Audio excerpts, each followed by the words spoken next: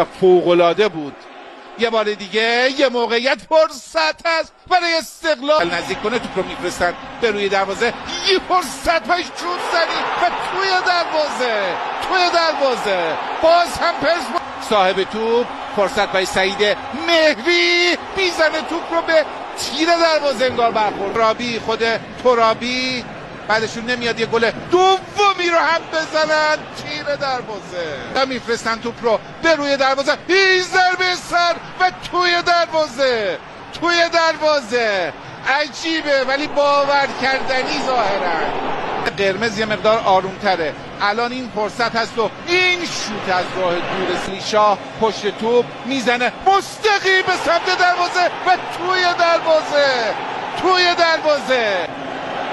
100